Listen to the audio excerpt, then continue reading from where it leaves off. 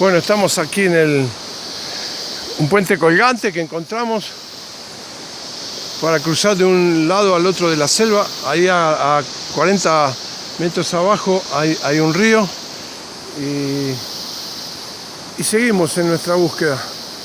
Ahora nos meteremos en un lugar donde ya se hará la noche y tenemos que buscar el lugar para refugiarnos. Después se lo mostraremos. ¿Ok? Está muy difícil acá.